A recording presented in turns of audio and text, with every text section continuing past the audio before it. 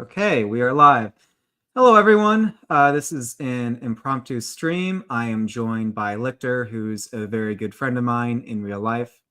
We wanted to do a retrospective on Ending Bigly, The Many Fates of Donald Trump.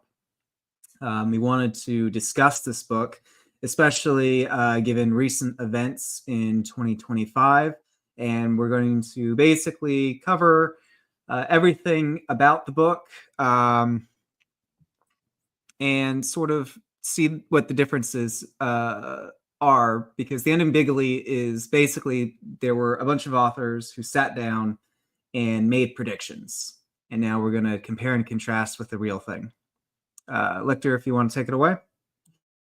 Yeah, sure. So, I'm sure there are plenty of people who might end up listening who do remember this book, who were around back in kind of late 2020, early 2021. I mean, those were the sort of kind of those are kind of the peak posting years for kind of people in my cohort. I mean, that was kind of when I was first on Twitter and everything. And then of course this was around the time of the 2020 election.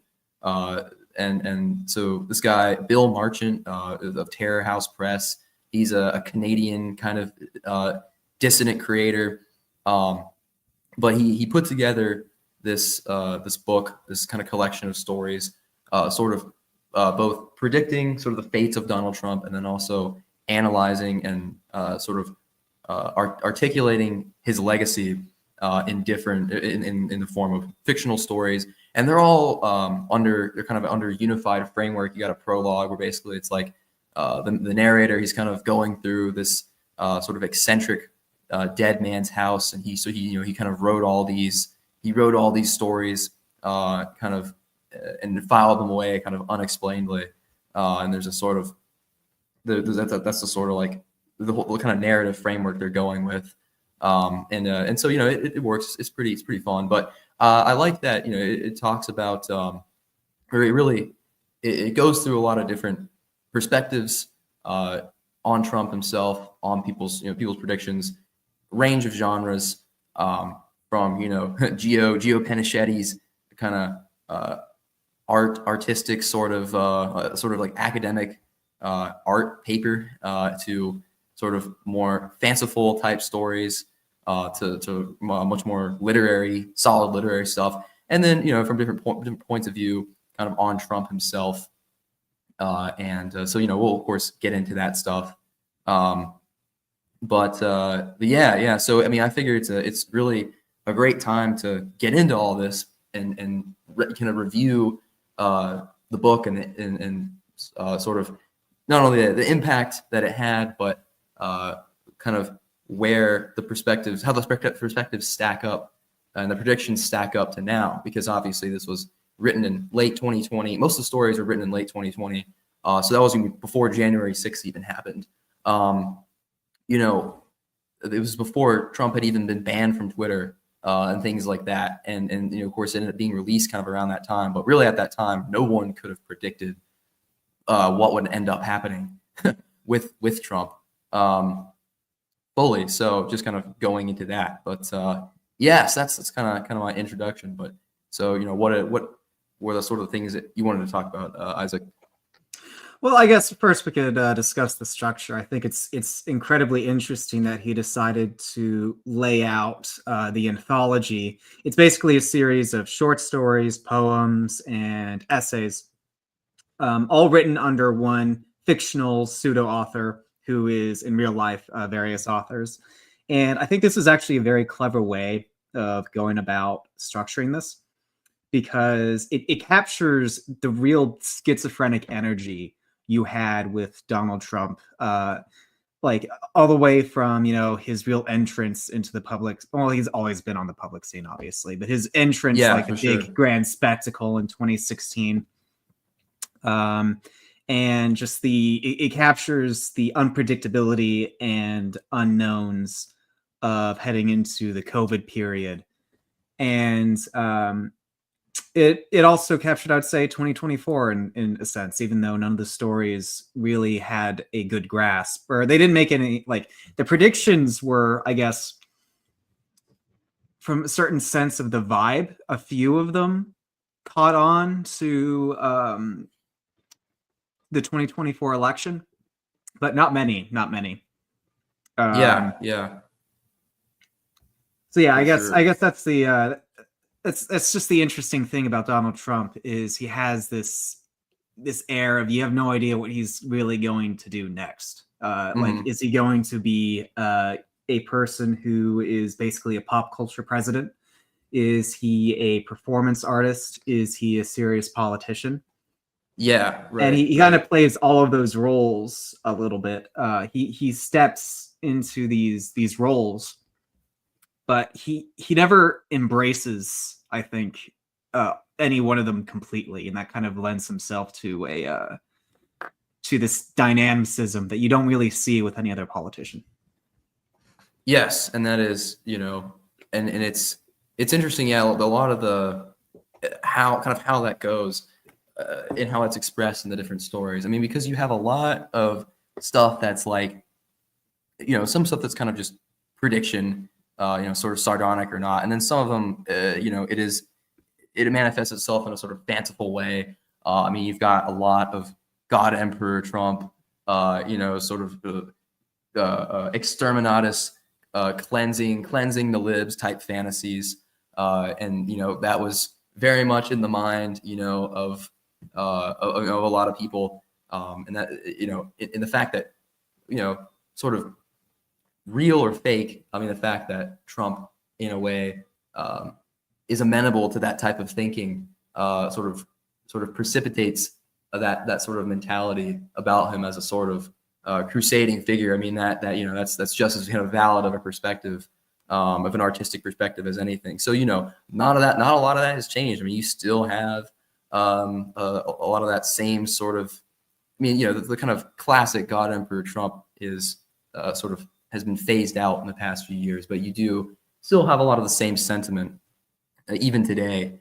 And so, yeah, that certainly is one thing that hasn't changed. But continue. No, I wouldn't say God Emperor. From my perspective, God Emperor Trump is, especially given recent events, in terms of steamrolling Colombia, basically taking down DEI, gutting the federal government. He's certainly on the Caesar route, I would say, For sure, for sure. And which it's is and that leads to and that of course ties in with other predictions as well.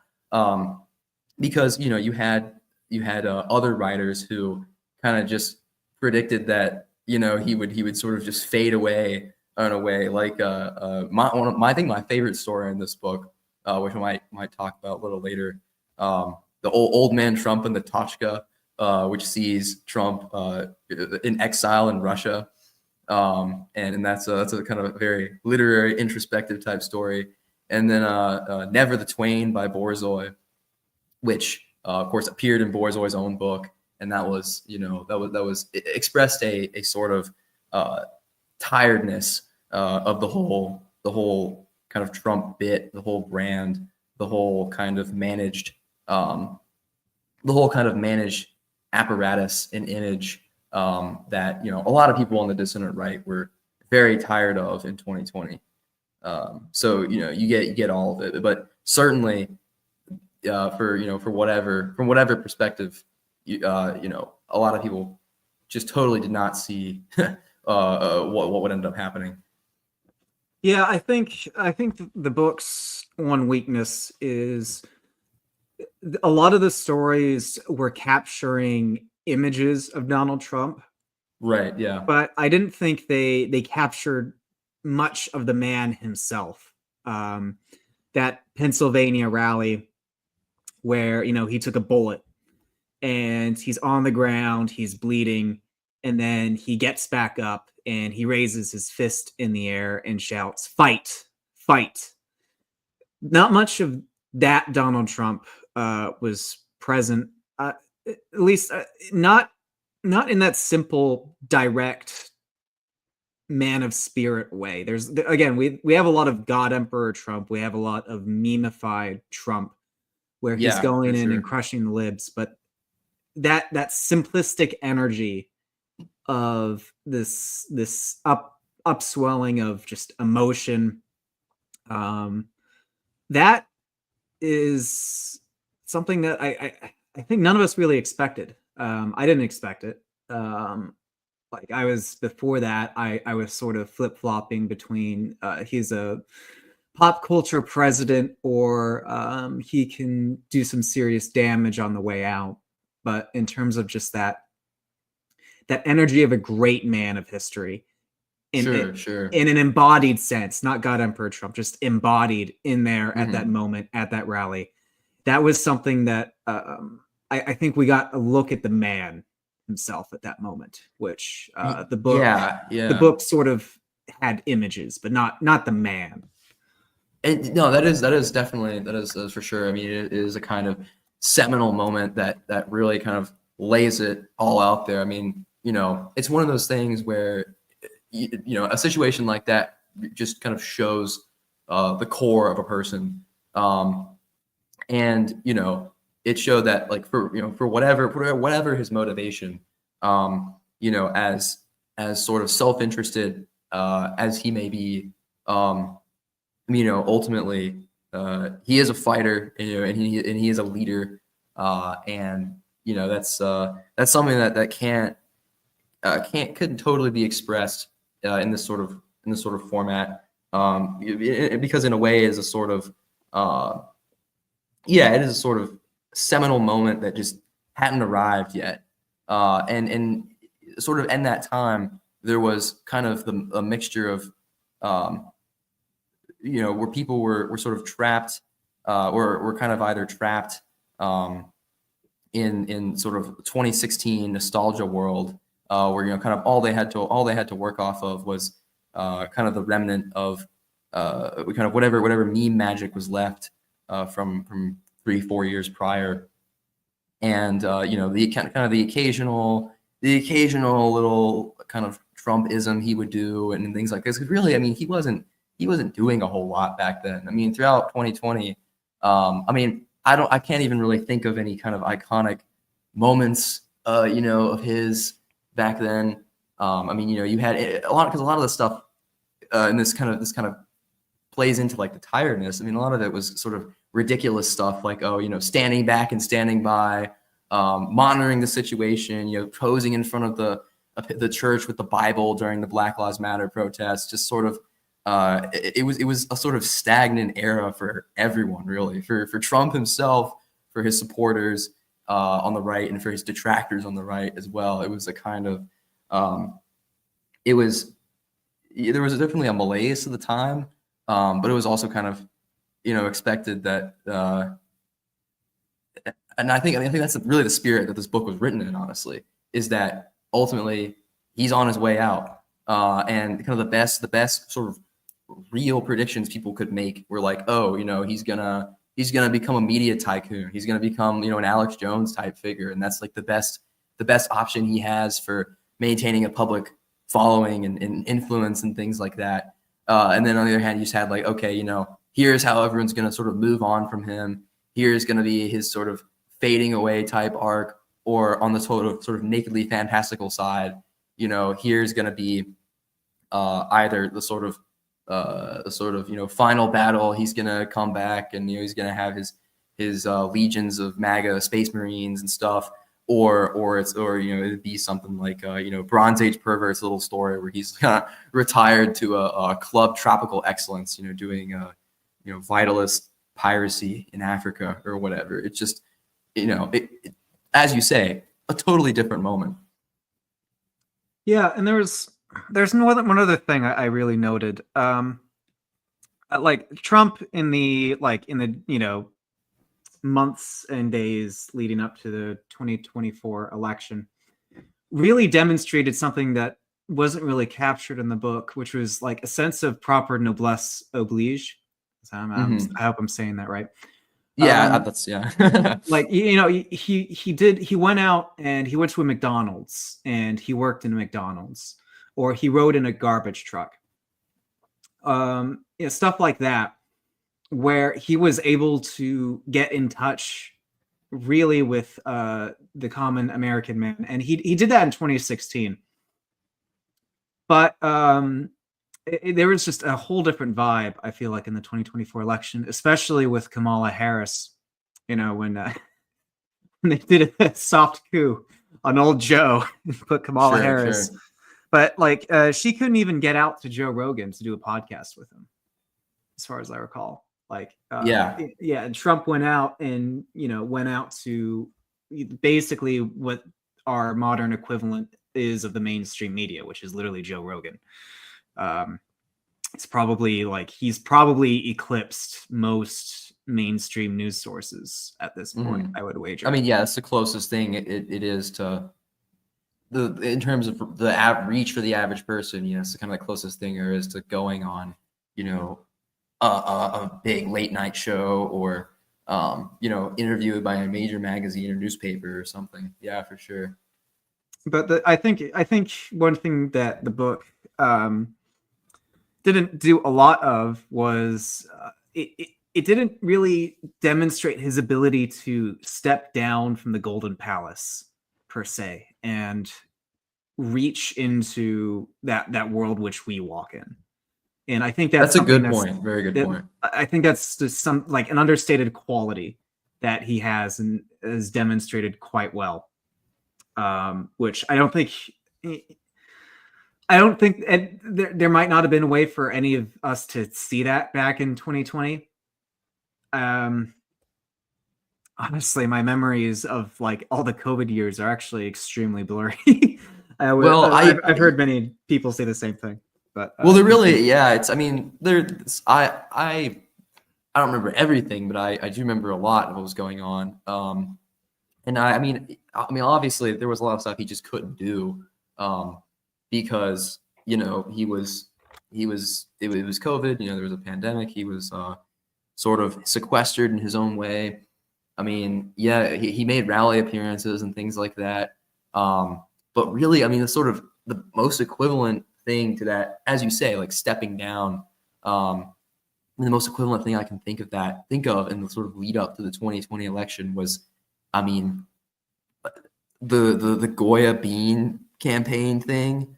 If you remember that, No, um, I that was kind of, remember. I mean, and that wasn't even an on the ground thing. It was just kind of a meme, where he was like, yeah, he was like endorsed by Goya, the bean company, um, and kind of did like some promotional stuff for that. But yeah, I mean, he really part of it, well, yeah, he just wasn't able to. But also, it's like, uh, in some ways, it seems like he was, sort of not able, but also just there almost was like all the fighting that he's had to do in the past 3 years, and then all the sort of demonstrable support he's gotten, might have even led to like a sort of shift in the man himself. I mean, that might not have been present before. I mean, it's like, he was kind of this before, this impersonal figure, standing back and ordering his,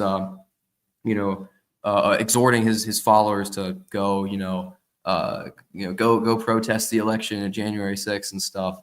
Um, and just this kind of impersonal figure, directing, certainly, certainly still larger than life. But yeah, I mean, yeah, you're, I didn't really think of that before, the sort of, as you say, noblesse oblige, and sort of stepping down that he demonstrated during the 2020 election, that even the 26, even lead up to the 2016 election, I mean, he did his fair share of visits, to uh, steel mills and farms and things like that, like any president. But yeah, I mean, of course, it's all a media coup, but but it's a good one. But there is definitely a sort of felt genuineness that, yeah, I think you're right that this book kind of doesn't, but also I don't really know if it could capture that back then. I think actually maybe the closest that does to doing that is the story by Peter Paradise,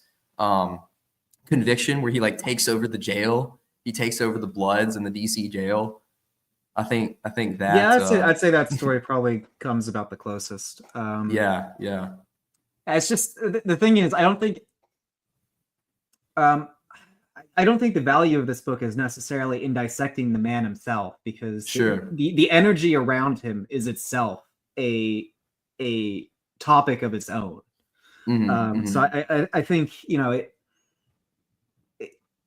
just the nature of the whirlwind of things surrounding Donald Trump is itself a thing to be studied and dissected. And I think that's what this book really does well, is Yeah, analyzing yeah. everything that's whipped up like a hurricane around the man, while the eye itself kind of remains always unclear, vague, what's Right. going to happen next, and until we saw, I think, what's going to happen next with And it's a sort the of events leading up to overlap. 2024. Yeah, yeah. And there's a sort of overlap, like, it's kind of concentric circles, the energy versus the man. I mean, because, there are definitely stories that touch on the man and try to kind of get at him in a personal sense. But like, I mean, it is that sort of that eye that is hard to see, for sure, for sure. That's a good analogy. Yeah, so I guess to transition, I guess, do you want to talk about your favorite stories in here? And for everyone listening, please don't take this as like severe. My comments as severe criticism against the book. I think it really is excellent. I was interested by the disconnect that I saw when reading it, but I think it is really, really excellent in terms of getting at a lot of everything around Donald Trump. But yeah, do you want to talk about some of your favorite stories? Well, yeah, yeah. I mean, it's got some hits and some misses for sure. I mean, I kind of appreciate it as like a cultural artifact, an artifact of both kind of the dissident writing scene and just sort of politics generally at the time. I mean, there's already the sort of culture of retrospection around Trump's first term. I mean, I know there was a sort of mainstream book released recently called I don't know who the kind of group of authors is, but it's called What Were We Thinking? Have you heard of this? I have not. Okay, well, yeah, it's like some book that basically compiles a lot of mainstream, both kind of resistance type discourse as well as right wing discourse around Trump's first term and stuff. And I think it kind of mostly is about kind of the first election and sort of the like real, just crazy discourse on both sides. Let me pull it up. Let me try and let's see. What were we thinking? Donald Trump book, and this is kind of a mainstream publication. A brief intellectual history of the Trump era, and it's by, let's see, Carlos Lozada, winner of the Pulitzer Prize. So, it's like so I guess it touts itself more as an intellectual history, but it's got like a lot of samples. He's read some 150 volumes claiming he could diagnose why Trump was elected and what his presidency reveals about our nation. Many of these he's found are more defensive than incisive, more righteous than right. Let's see. He uses books to tell the story of how we understand ourselves in the Trump era, using as his main characters the political ideas and debates at play in America today. He dissects the works on the white working class like Hillbilly Elegy, manifestos from the anti-Trump resistance like On Tyranny and No Is Not Enough, books on race, gender, and identity like How to Be an Anti-Racist and Good and Mad, polemics on the future of the conservative movement like The Corrosion of Conservatism, and of course plenty of books about Trump himself. So, obviously not a sort of literary or artistic work, but people are already sort of trying to dissect and pull apart the sort of the intellectual storm, and cultural storm surrounding the man, the campaign, the presidency. So, this was kind of ahead of its time in a way, for sure. And so my favorite stories, I think, fall into a couple different categories, and I can kind of go over them, and then I'll field your comments about your favorite stories. So my favorites were The Old Man Trump and the Tachka by Patrick Kilgore. That was just kind of it was really just funny at the end of the day. Like it was kind of it was definitely sort of sardonic, but it was written in a very kind of in an almost profound way. I don't know if that's the right word for it, but it was written in like in a sort of serious way. But it was definitely it was pretty funny. Um, and then Conviction by Peter Paradise, and Never the Twain by Borzoi, as I mentioned before, and I might be forgetting some other highlights, but those are kind of my main top three. What about you? Do you have kind of any favorite stories?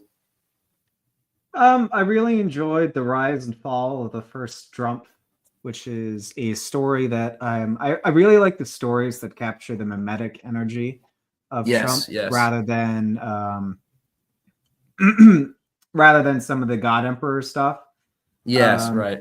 I think the God Emperor interpretations are a bit too on the nose. Um, I also really liked. I guess this goes against what I previously said, but I also really like Trump Undead Technomassa, which is the one where an AI of Trump takes over the internet. Yes, that But was a good one. That was a good one.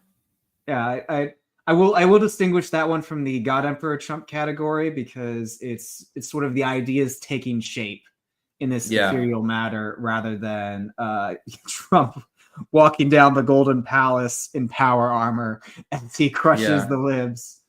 Yeah, and Um, that was a funny one because I mean I don't know it was really it was really long before pretty long before the advent of or over a year before the advent of AI as we know it, um, and I mean it was also kind of funny because it kind of assumed that Trump was on Twitter in the first part of the story, like these people uh, kind of just some people correctly sort of predicted that he would be banned, but a lot of these kind of just assume that he's allowed to remain on there.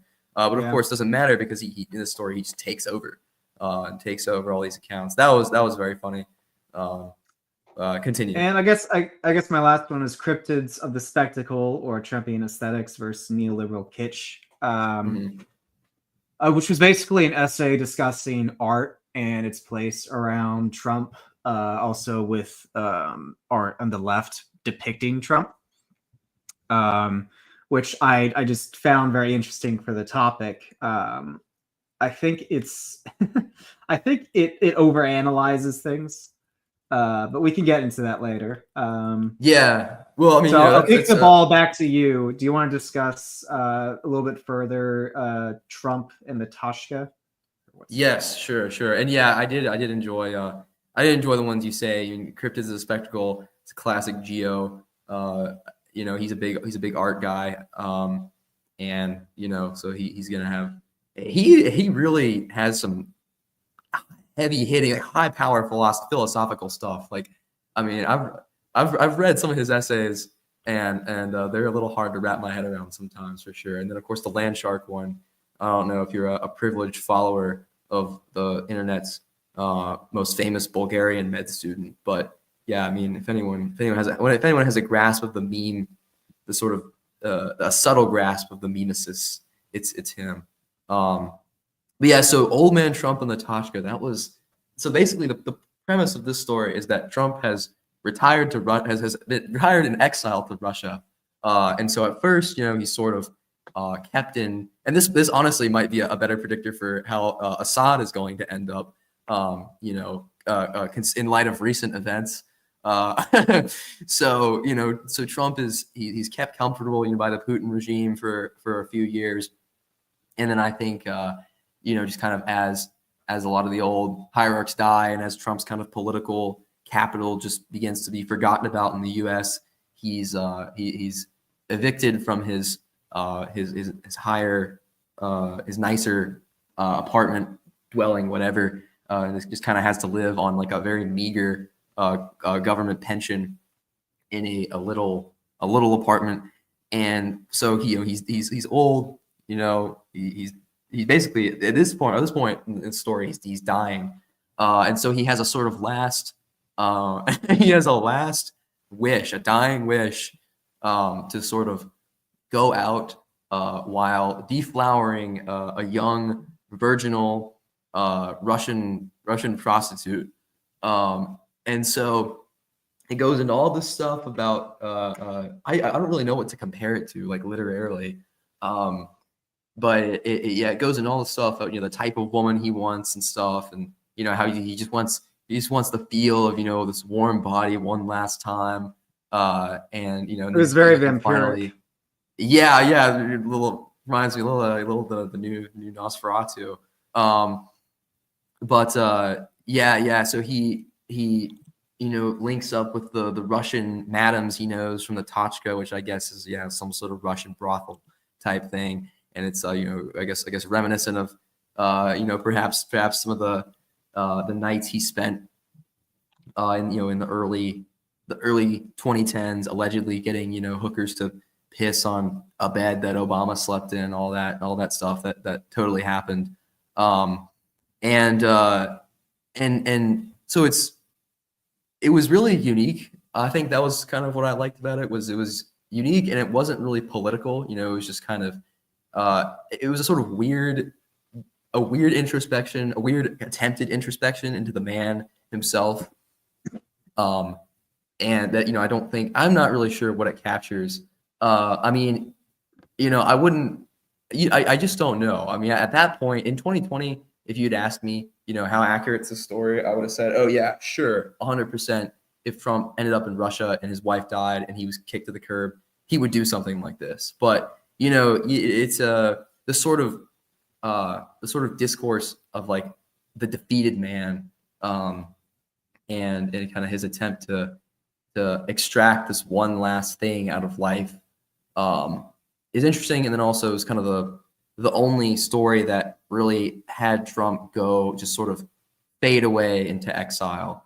And I thought it was interesting. I really I made some confused faces, and then I really chuckled at some parts. I don't know, what did you think about it, if you remember it well? So I would say, first off, the story described every single politician on the left to a T. That was my reaction. I was like, this is the Joe Biden ending. Yeah, This is like literally all those decrepit politicians clinging on to power.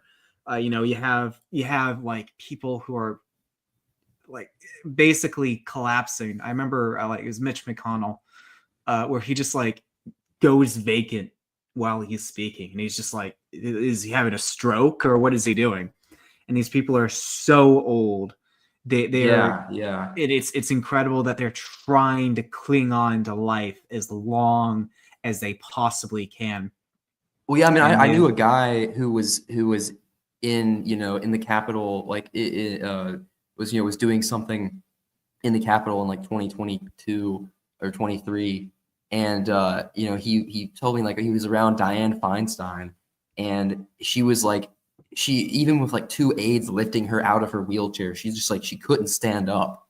Like, it was just insane how decrepit some of these people were when you got up close to them, he said. And it was yeah, I mean, as you say, it's hard to imagine I mean, for until you me see it. personally, it's like, do you really enjoy the job this much that you want to keep Yeah. doing it well? Like your body is failing. Don't you want to retire to someplace sunny, like in Florida, enjoy the beach, drink some alcohol and just enjoy the twilight of your days? But I suppose Yeah, I mean, that's, oh, go sorry. ahead. It reflects this unwillingness to pass the reins, this unwillingness to embrace death. Well, in this That story, I mean, Trump is he's doing the best he can at retiring, but his options are pretty limited. Well, I would say, I mean, there's a spiritual immaturity that the story really captures among leftist politicians. Because if Trump wanted to, like in this story, not in real life, but if this fictional version of Trump wanted to get in touch spiritually and pass on in a dignified way, even in exile, that's like, seek out like a monastery or something, or not even that. You go for like a Yeah. Flannery O'Connor route where, he imperfectly seeks something. But no, Uh-huh. this story is basically him clutching on for as long, like death is basically dragging him out the door while he's like, his fingernails are buried into the wood. They leave tracked marks as the Reaper is just like dragging him. Yeah. And yeah, it reflects this deep hole, I think, in a lot of leftist politicians that you see. It certainly describes a modern archetype.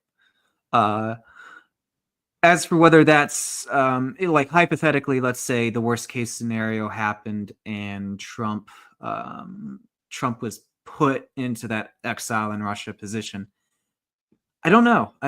I think there's some good evidence that points to he has he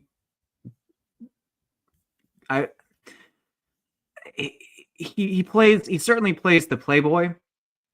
I'm not going to deny that for a second, but there's something in him that I would say he would probably continue fighting in some way, even if he was put in that worst of case scenarios. Sure. But I'd say this story really captures a very powerful undercurrent in the modern political scene. Mm-hmm.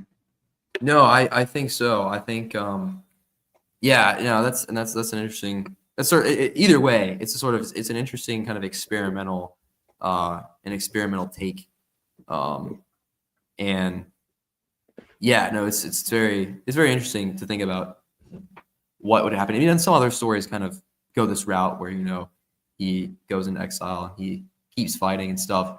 But I think in a story with kind of this much breadth, or in a book with this much breadth, I think it sort of is warranted to have at least explore at least one possibility. It is about many fates are in the title, so I think it is kind of proper to explore at least one possibility where it's just things, Yeah, things I think he can't bend, he can't. Well, yeah, he can sort of bend fate to his will, kind of one final time, but where his options are limited, he's just he's not going to fight anymore. He's just going to sort of extract this one last thing out of life. I think it's absolutely. And for that, and sort of for the quality of the writing, I thought it was quite good.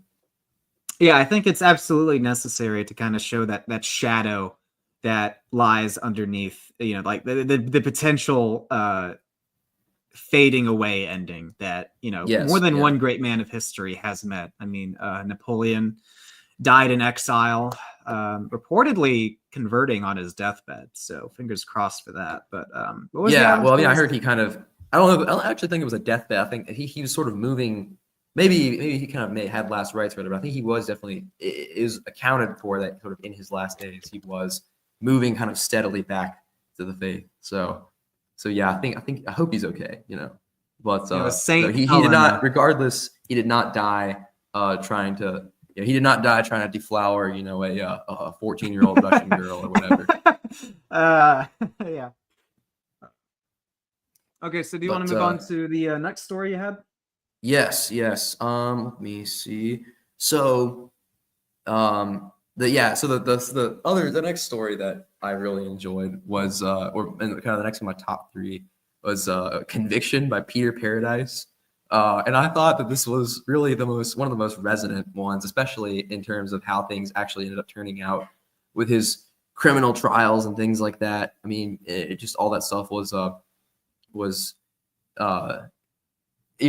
people definitely predicted kind of legal battles and things, but not quite of the sort that ended up happening.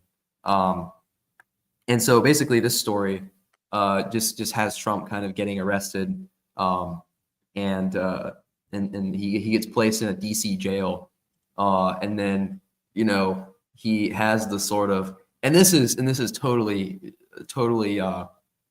in line with his energy. You can see it very, as you say, the energy, really you can see it very well, but also kind of the personal touch, him sort of how he would react in this environment, where he's sort of brought down to the level of some of the lowest, these lowest rungs of society, and then finds a way to really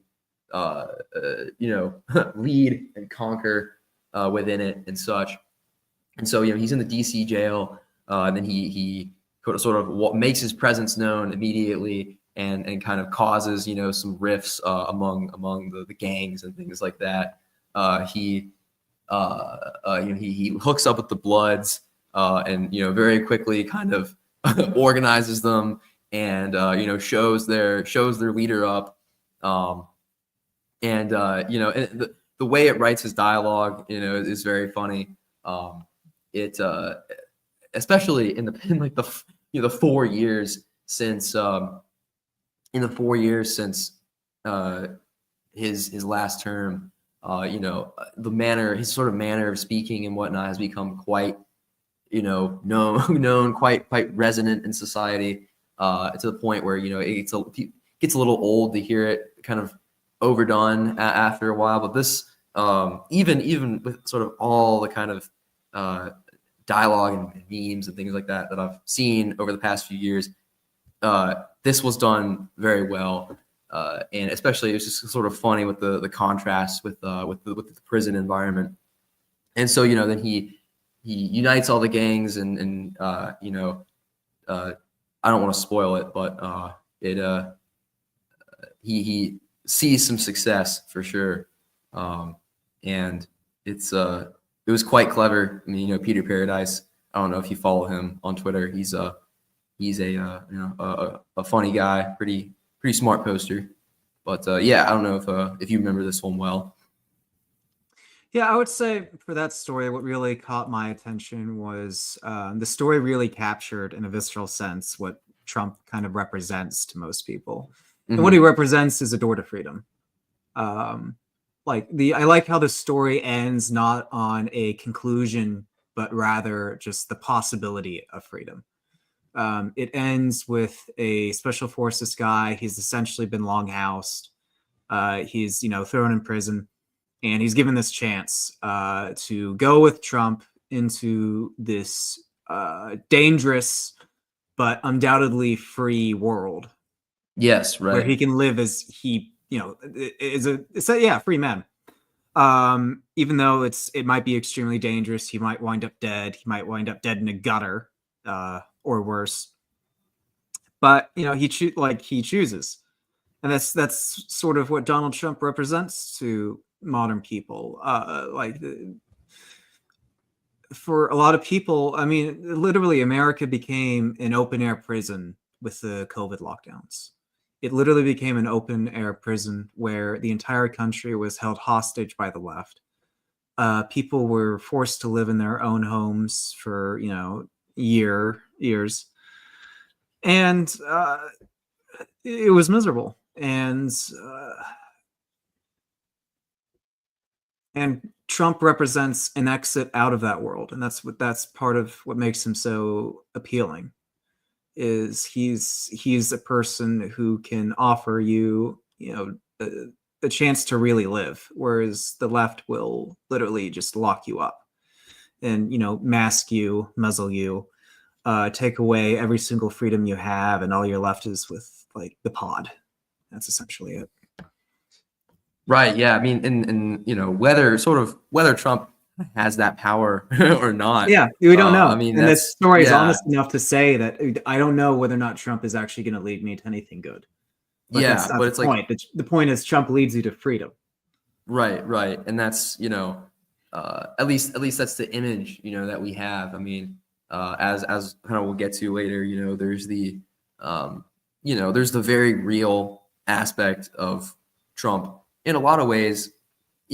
Maybe so to varying degrees, especially now. I mean, in a lot of ways, just being kind of as managed as anyone else, but just but sort of what he represents, especially just the moment of the 2016 and then later the 2024 elections. I mean, really being a sort of breaking through a lot of old norms and mores and of politics, and that energy is of course, will sort of lingers and is a part of him and a part of his legacy. No matter what happens, and of course is manifested in some real senses. And I definitely I don't know if I picked up quite on your point, but that is definitely a big takeaway. And then so my third top story was Never the Twain by Borzoi Boscovich. And so back in 2020, 2021, I was a big TRS listener. Borzoi was my favorite podcaster ever. And I still love him. Great, really smart guy. And just a long time favorite. I don't get to listen to his stuff as much as I used to. But I was around in sort of, this was kind of the one contributor to this book whose sort of process I was in some way privy to. Though he was at the time, I think he was sort of the personage I was most familiar with. And this this is a sort of different perspective from a lot of them in the book. One of definitely a one that's definitely much more doomer, and then also sort of an expression of tiredness, with the sort of the bit, with the hope, in this perspective, from this perspective, false hope that everyone's placed in Trump, and makes really should at least make a lot of people, hopefully made a lot of readers take a hard look at themselves and at how they viewed him, and things like that. Ultimately, I mean, the future that is portrayed in this story did not transpire nearly in the way that he thought. I mean, certainly it was kind of hypothetical, but I mean, I think certainly he probably thought that the future would end up being closer to this one than to what ended up happening with him getting a second term. But so it was interesting to hear him talk about it on podcasts back then and stuff like that. And so basically the plot of the story is, of course, Trump loses, and then so basically kind of what happens is there's this sort of corporate-backed, government-backed kind of campaign for sort of truth and reconciliation, truth and justice, whatever, where they go around and they expose everyone who had involvement in sort of perpetuating the white supremacist, ultra nationalist, racist sort of campaigns, the Trump administration and the movement surrounding it. And they offer like bounties. So, there are these sort of professional doxers, much like there are in real life, going around and all they have to do is sort of all they do is just sit around and collect information on these figures. And so this guy, the main character, the narrator of the story, he was sort of a small time podcaster. He kind of left all that behind years ago, and he and so the story kind of ties in sort of his being found and sort of confronting this sort of creature, this bug man, Journofa type, who's attempting to expose him, and then just sort of blob. the blob, right? It's called the sort blob. of surrounding. Oh my gosh. Yeah, and all the circumstances sort of surrounding his life. You got his uncle kind of representing the sort of left behind, by the Trump movement, still sort of putting their hopes in him and things like that. So yeah, it's very well done, and I think it's a very real critique of what a lot of and really shows what a lot of people were feeling back then. I mean, this is kind of the side that I was on in 2020 was, what has he really done for us? It's just going to be continual kind of this continual feedback loop of Trump or whichever sort of figure, in this case, like Ivanka is sort of floated in this story as a sort of perpetual. He's gonna save us this time. Wait till you see what happens next. Refill your popcorn. You're gonna love this next part. um, and it was yeah, I mean, it was really, yeah, the best I can kind of describe is tiredness. I mean, ultimately, you know, we were learning all these things about sort of uh, you know, who was behind Trump, and you know, the more sort of subversive elements who were, you know, from varying perspectives, kind of trying to either subvert the so-called real aims of the Trump administration, or just, you know, it was managed and co-opted entirely, and there was absolutely nothing that we could get out of it. And you know, and I, you know, I don't agree with all the sentiment you know, expressed in that era, but a lot of it was definitely you know, was genuine and was needed at the time. I think it was because, you know, it was sort of uh, it was a sort of suffocation in many respects, where, you know, Trump was kind of all there was for a lot of people, and it really wasn't working. And you know, at that time, there was not a ton of reason to really. There was not a ton of reason really to put, you know, all that hope in him, to sort of throw your lot in, as opposed to just, you know, trying to move on as best you can, and you know, uh, ultimately kind of what the moral of the story is, you know, just move on, do what you can. Uh, there's no salvation, you know, in mainstream politics in that way. But yeah, no, what did you think about the story? So I think the most important critique it has, and the most important message you can really take away from it, is that you know, we can describe Trump as a whirlwind, a hurricane. And you know, I think overall he's definitely a force for good, especially after the past few weeks. But even so, it's important not to get so caught up in this social media televised world, the digital world, that you lose sight of what's actually important in your life. I remember the character has a girlfriend named Katie. She is vastly more important than any attention or any story or anything really else in politics. Right, right, She, like, the image of what a life, an actual life, can represent is something that's far more real than this ephemeral world that we kind of allow to parasitize off our lives. And you know, there's, you know, the past few weeks have been really uplifting and optimistic, and I don't want to dispel that by any means, but what you shouldn't allow is the current political vibe to just consume you. um you know, is equally as it's easy to fall into despair during the COVID years, and that perpetual grayness which overtakes everything.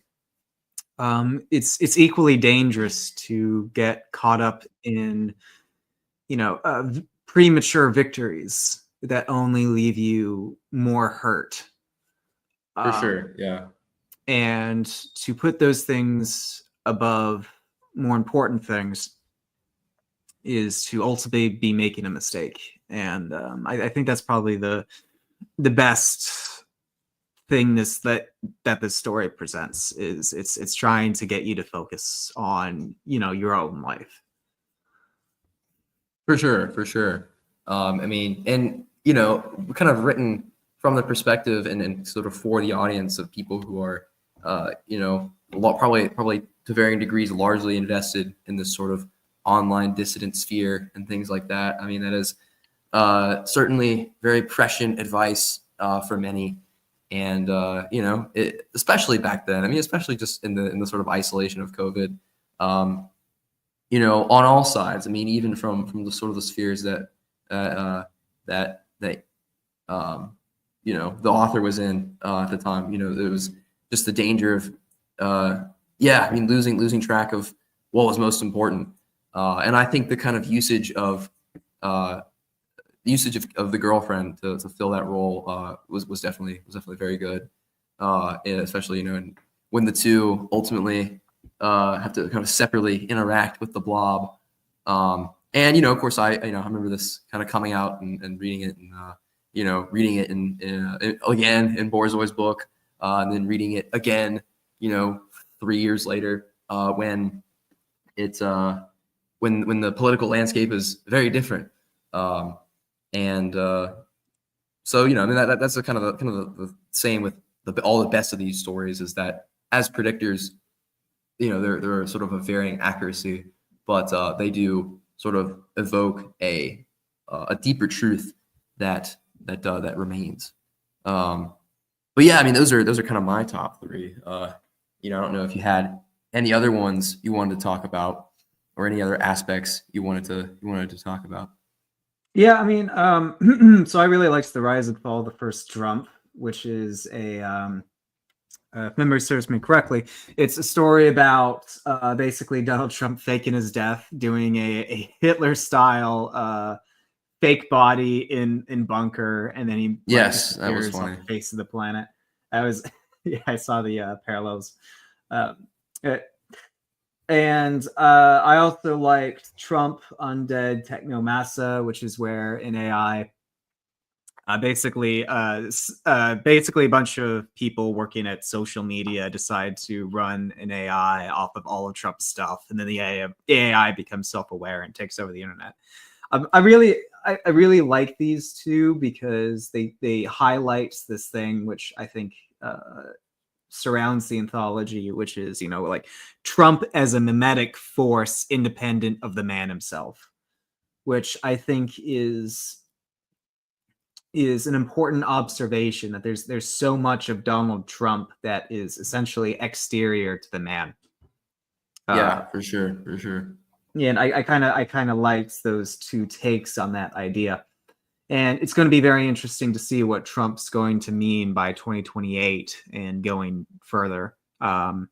We'll see how his second presidency fares, but I think that whatever happens, he's definitely going to have a lasting legacy, especially since he won the 2024 election.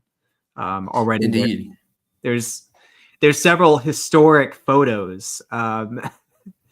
Just from the election. I mean, there's the Trump mugshot, which probably won him the black vote. Yes, for sure.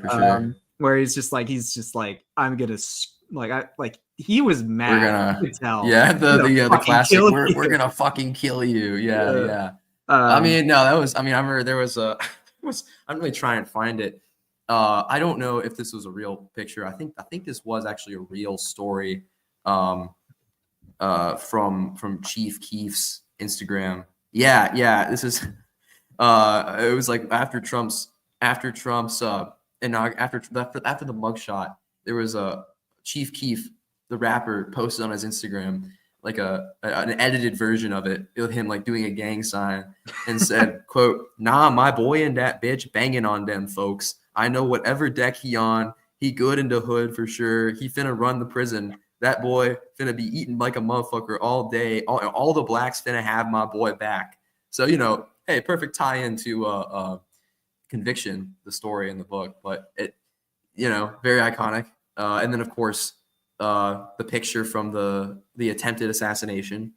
Yeah, there were several. That's the wild thing, is that there were you have one with him on the ground, where he's shocked, he's trying to process the situation, blood is running down his ear, and then you have the other one where he's got his fist in the air. Several Secret Service agents, trying to protect him, like lower down, and then you have the American flag. It's incredible. Yeah. I remember I was I was eating some dinner at a restaurant when I saw that photo, and I knew then that like this is one of the historic photos. Well, yeah, it's like where were you? It's the Zoomer. It's kind of the Zoomer 9/11 or JFK moment. I mean, it's like, where were you when Trump? You will remember where you are when Trump got shot. I mean, it's for me, it's like raising the flag at Okinawa. Yeah. Like or the Soviets raising the flag over Berlin. It's one of those, like, you're going to see this in textbooks. down Yeah, the I mean, line. I mean, coincidentally, I was also eating a meal when that dropped. I remember being kind of in the middle of the day. I don't know. Maybe you saw it later. But yeah, no, it's certainly true. And really, I mean, the reaction was interesting because I mean, obviously, it was a historic photo, and it represented like a very kind of seminal moment. But also, I mean, there of course is the fact that it's the age of the internet.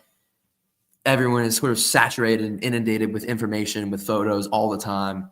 And whereas if this had been even 10 years ago, I mean, it is sort of the impact was kind of muted compared to how it could have been before we were just so saturated with information, especially before the internet. But also I think it was kind of received I mean, obviously there was like a lot of fanfare, but I think it died away somewhat quickly because it was kind of it was a sort of it was almost an assumed conclusion. Like, this it was a sort of final kind of step, and I'm probably totally using this wrong, but like the Trump dialectic, if you will, and it was just sort of this final phase, and it sort of revealed kind of, as you said, sort of a kind of real form of the man, and just kind of everything had been leading up to it. And I don't know, I'm sort of trying to, I guess kind of unpack and like diagnose a reason why, it felt to me kind of like, obviously it was a historic photo, but it also kind of felt to me like people just forgot about it a little bit. Or it didn't, the impact, the huge deal people were making just did not last very long. Did you kind of understand what I'm saying? yeah, you see that like at I all? definitely think that I mean, after a few weeks happened, that's the thing with Twitter discourse, is that there's sort of a brain drain, memory wipe after 3 or 4 weeks. Yeah, I That mean, it's certainly 3 weeks and people were talking exists. about, yeah, But I'm not gonna like. I think those photos will last. I genuinely think yeah, so. 100%. Yeah, I mean, they'll be in the public mind, forever for sure. I mean, I still see, like, every once in a while, I still see people referencing them. And like, there's a discourse, there's a cycle, there's talking Mhm, points, yada yada yada. But like, mhm. when And you people see the look back on T-shirts this and period, stuff. that will be one of the moments they'll remember.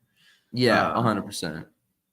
like it, I really feel like this had a separate energy than one of those flash in the pan moments.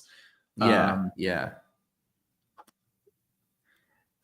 yeah, so I guess I'll move on to the third one, which was let's see,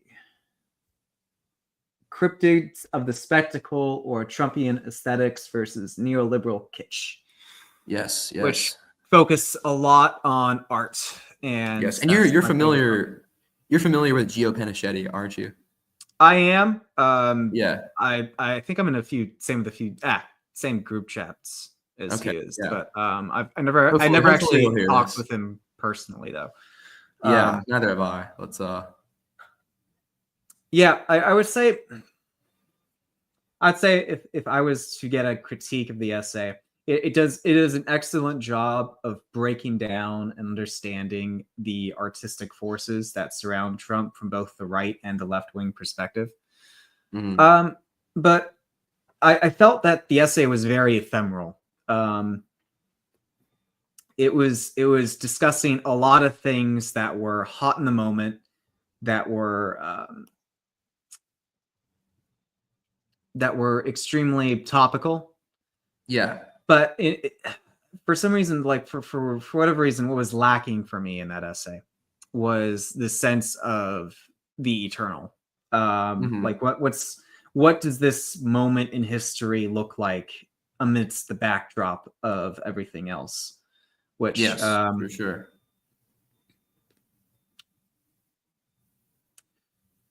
I feel that there's, I don't know, we're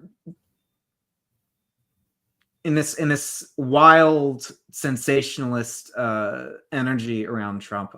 It really is the question of what does he mean in the eternal sense? Is this America turning itself around finally? Is this the end of the managerial state? Probably not. But is it the end of basically the woke? Sure. Is it a doorway into the right-wing world that we all want, or is it, I don't think it's managed decline anymore, especially with what's happened in 2024 and recent events in 2025. I don't think Trump is managed decline. I saw academic agent posting a while back on Twitter that the regime wanted Trump. The regime secretly conspired to get Trump.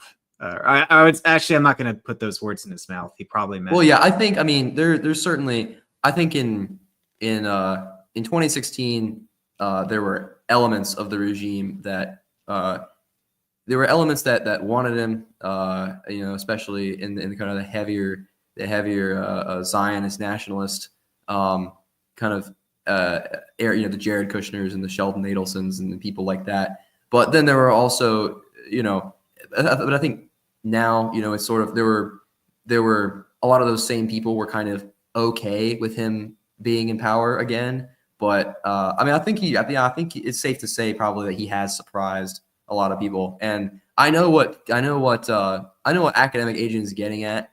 And I very much am sympathetic to a lot of his points. I really can't stand a lot of the sort of just kind of undying, uncritical sort of worship, of Trump that is espoused a lot. I mean, hey, maybe it's not cope anymore, but a lot of, a lot of it's a lot of the same sort of sentiments espoused in this book. But that sort of perspective is still there. But as you were saying, continue. Yeah, I think if there's one thing that this book didn't predict, and I don't think anyone really could have predicted at that time. So this is not a slight against the book at all. Sure, but yeah. you see this utter demoralization on the left right now. Like I go online and it's, first off, the outrage does not seem to be in 2016 levels. Right. Yeah. I mean, we had the one migrant woman crying, which was analogous to the to that, I don't know, that liberal in the green shirt. Yeah. No. Yeah. I haven't even seen this clip. What is this?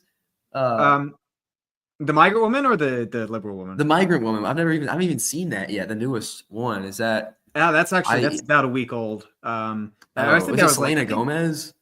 No, it was not Selena Gomez. No. It was right before Selena Gomez. Okay. It was some migrant woman who's the immigration app or whatever clocked out because Trump passed the executive order. So she wasn't able to get into the United States. And she was one of the last people. She was one of the first people who got denied. That's hilarious. And a journalist was there on this scene to exploit her tears for the mainstream media. But yeah, there's a funny joke about that. The left won't only take away your jobs, but they'll outsource your tears to migrants. Yeah, exactly. Yeah. It's not good enough for AOC to do it anymore. They need the actual. Everyone could tell she was faking back in 2018. You need an actual, the real thing now. That's for sure. That's very funny. But yeah, no, I agree. I mean, it's like at least in 2016 there was very much a galvanizing force. I mean, the whole #resist moment was just as big as the winning, the victory and the meme magic and all that itself. I mean, it really kind of unified the left in the way that they were able to the point where they were able to kind of win the victory they did in 2020. And then now you're just it is for sure demoralization. I don't know if I cut you off or anything. Oh no, and I think to circle around back to what does this mean in the backdrop of history? I'm not going to predict much in terms of whether Trump's going to correct the nation. I think the jury is still very much out on that. I still think it's unlikely, to be honest, but I'm not going to say it's impossible, especially with everything that's insane that's happened.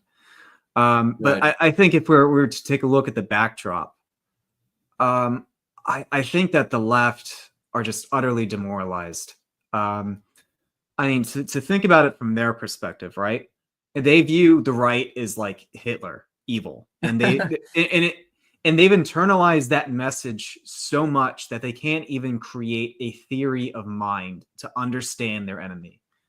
They like you. I remember the discourse a few weeks before the election. They were talking about how they lost all the young men, and there's this Mm-hmm. dramatic shift of young men to Donald Trump, which helped win him the election.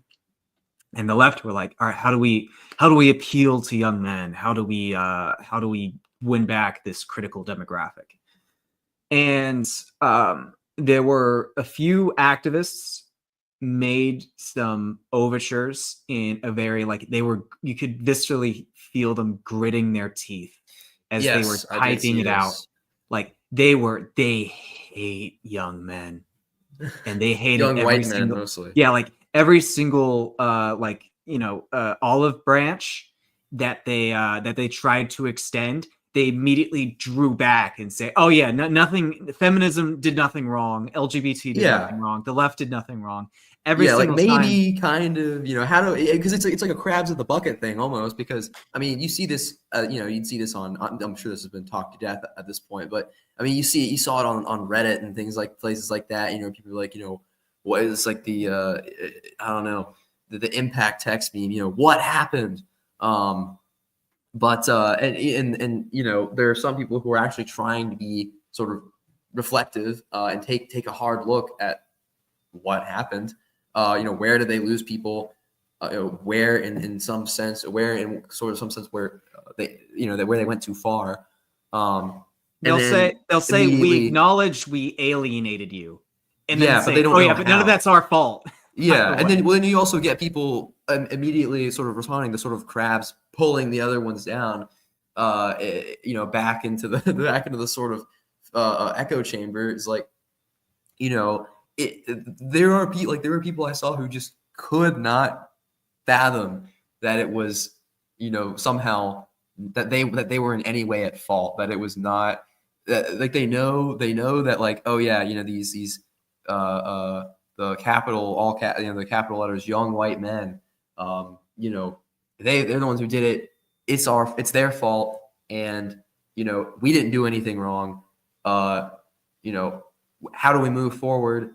What has to change? We don't know, but we didn't do anything wrong. It's their fault. So yeah, you saw a lot of kind of it's a big circle jerk about that. Yeah, I would say if I was to point at an image that was representative for our time, I definitely use the crabs in the bucket imagery. The left, I think the left have utterly lost the ability to move, to be dynamic, to respond to things. Um, like because in order for them to respond to the 2024 election in a dynamic way, in a smart way, in a competent way, they would essentially need to be able to take a good hard look at themselves and ask very difficult questions, which they are constitutionally unable to do because those questions strike at the core of their base, and if they were to ask them, that would just undermine their power base. Yeah, yeah. How are we going to appeal to young men? Well, you're going to have to dismantle feminism, which they're, again, constitutionally unable to do. And So then, I in mean, because terms, even their sort of attempt to kind of play at, no, feminism is actually better for you. There there are I have yet to see a sort of a well done kind of case for that, from a left wing perspective, or from a kind of mainstream lib you look at their perspective. Men, and they're all Yeah, degenerate in some way. yeah. I mean, they're not exactly better off, you know, and in cases where they are kind of any better off than they would be in an alternative, it's because they have kind of there are leftist men out there who have found a way to exploit, a form of patriarchy, and get a lot of female, a lot of access to female attention and intimacy, in a way that's not very feminist. I mean, that's about that's about and using feminism to do so. I mean, that's about as good as it can get, really. And they can't really make that case. So Yeah, I would say in terms of how the left is going to go forward, circling back to the crabs and the bucket mentality, they can only really win just by their entropic weight of them just, pulling things down, decaying, breaking apart, being that chaotic energy. yeah, Um, yeah, whereas, in previous decades, they could be smart about it, they could be dynamic about it. But I think we finally come to this turning of the page in history where all that's really left for them to do is just try and pull us down with them in very like in the ways that they've just been locked into ever since I'd say 2020. yes, yes. This is Like they that is a good cannot assessment. escape the woke. And so that's Yeah, that's yeah. just what we're gonna see from here on out is Hmm. the woke is gonna be like just this entropic force pulling the right down as much as it's able to until it finally dies. And I think Yeah, that's and I think you kind of already see that just sort of down, like the voice kind of fading, as they fall kind of further and further. It already kind of the energy is weakening. I mean, especially because they lack the institutional power. well, they have the That they institutional once had. power. They Or still they it's still rather staff the it's bureaucracy. They lack the energy. Of course, yeah, they lack. Yeah, right. That's what I meant to say. They lack the energy, and you're just gonna kind of see it slowly sort of dissipate. I guess.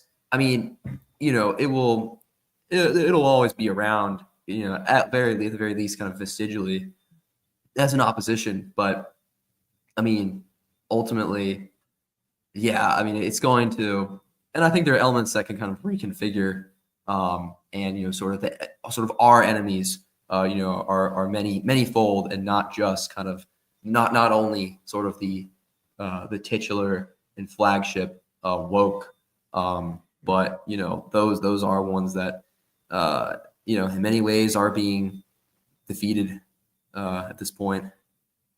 Yeah, I mean, I think the question is, all right, is their entropic force going to be enough to demolish the country before Yeah, someone yeah. with power can come in and correct things? That's the question of the age. I don't know. Again, I don't know the answer to that, but I definitely think that's going to be what's going forward. And Trump has a lot of obstacles against him. But I think one thing that he definitely has in his corner is that the left are they're out of energy, they're out of steam. Um, Hmm. like there was, back in when George Floyd died, we had rioting, we had, cities being burned to the ground. But honestly, I did not hear much when Donald Trump was sworn into office on Well, inauguration yeah, day. I didn't. there was nothing, there was no, yeah, the energy was just not there. I mean, you compare it to 2017, again, you had all this iconic imagery, but you had, I mean, yeah, you had riots in the streets. People forget about this. You had riots on the streets on inauguration day. You had Antifa tearing up DC, smashing windows and things like that. You didn't hear a peep this time from anything for anything as militant as that. Um, yeah, I mean, totally different. Um, and I had something else I was going to say, but I forgot. So, but yeah, as you say. Yeah, that was that comes to the end of my topics. If you have anything Hmm. else, I guess we'll open it up to the chat. I know we have 5 people watching, even though this is an Oh, impromptu hey, stream. very cool. Thank you so much to all of you for tuning in. I really appreciate it. I was going to advertise this after the fact, but for any of you listening, if you have any questions, please throw them in the chat while we wrap up. Yeah. Yeah, I mean, I think just kind of one interesting thing to look at is sort of how the dissident writing scene and view kind of has evolved in that past 3 years, 4 years. I mean, it's a lot of the same people writing these days. I mean, but and it's kind of funny. I mean, like the guy who compiled this book, Bill Marchand, he's Canadian, so he made a Canadian version for Trudeau. It was Ending Bigly A: The Many Fates of Justin Trudeau. And I haven't really heard anything about that one, but I mean the dude is still, I mean, he's still got a Twitter account. I think it's just called @EndingBigly, and it's like the original like promotional account they made for the book. So, and it's, it's for sale. I think it's worth looking at, it's kind of fun to have a little piece of kind of it's like our history in a way.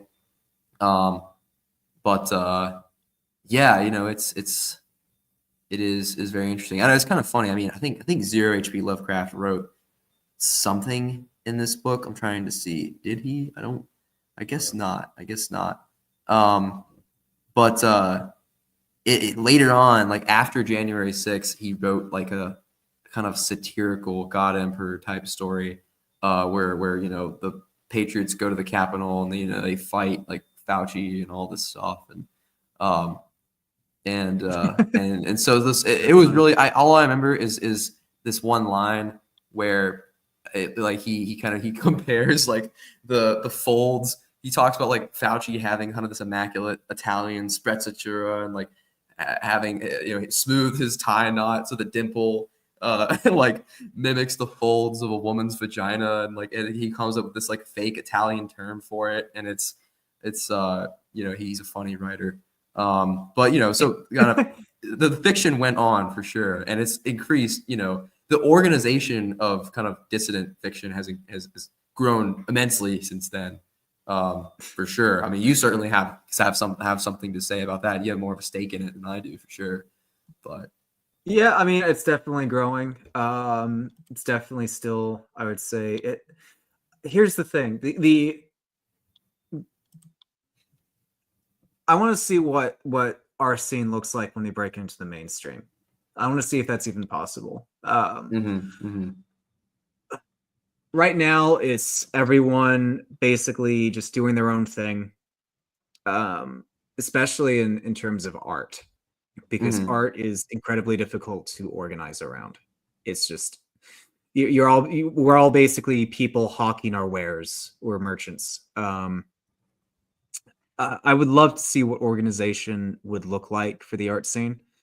I don't know what it's going to look like. I mean, the problem is that, and there's this controversy erupted on Twitter again today, where one of the big accounts posted leftist art, and it's stupid stuff like a guy riding a skateboard as he like draws on a whiteboard, or like a person shoveling dirt on another person, and he was making the standard conservative critique. Oh, this art sucks.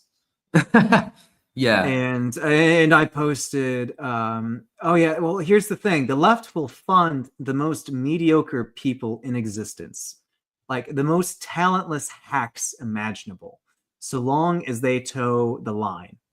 Meanwhile, the right will tell you to work at Panda Express or dumpster dive for milk. And that was a real quote, by the way.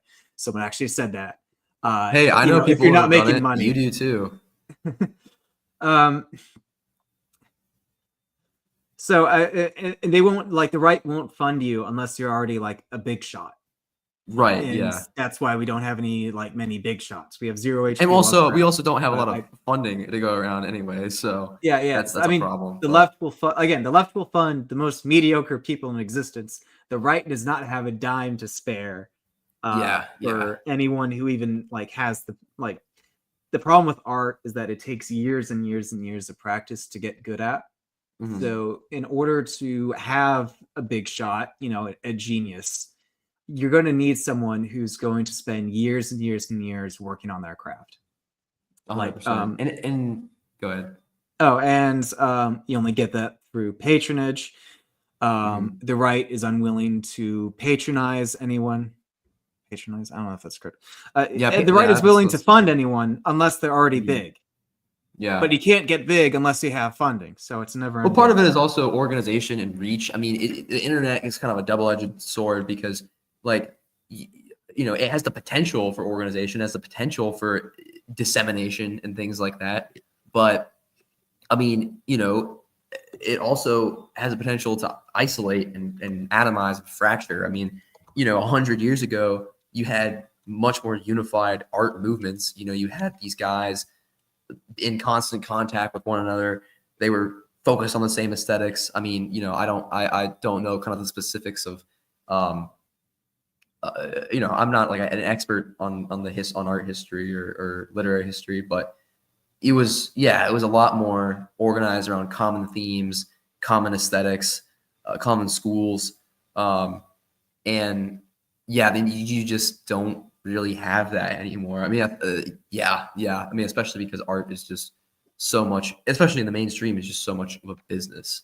And you'd probably have someone to. like Yeah, sorry. In order to have like an artistic movement, like akin to traditional artistic movements, you'd have to retake the cities first and foremost, because and that's where someone like artistic Gio would be production happens.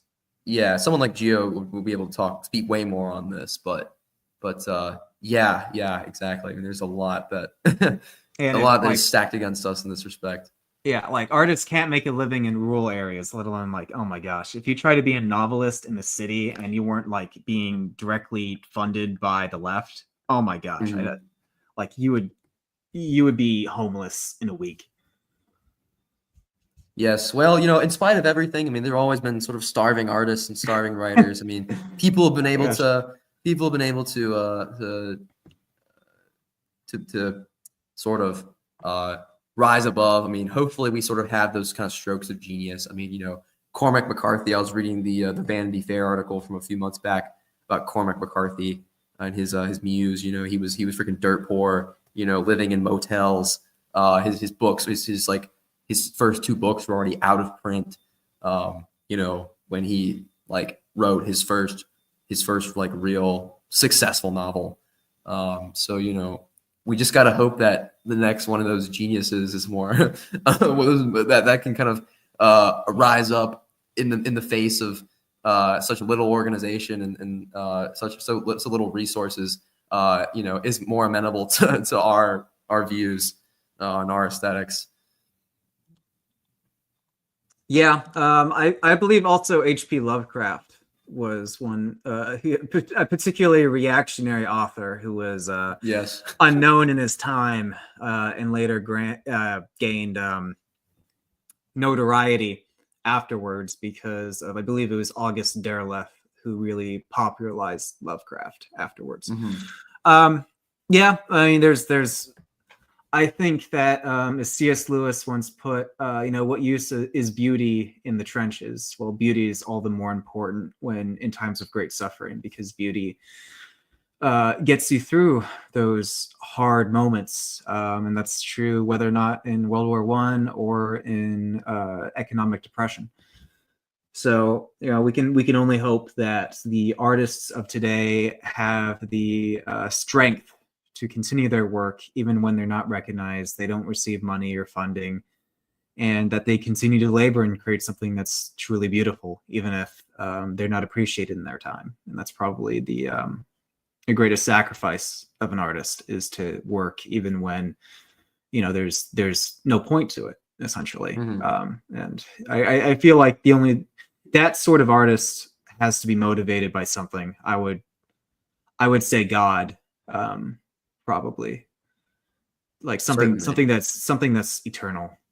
Yeah, I mean, And and that's even just oh, sorry, continue. yeah, I mean, whatever kind of, but like whether is explicitly God or something else. I mean, it is a sort of external or an internal and external sort of driving force. I mean, it takes in a lot of cases just a rare type of person.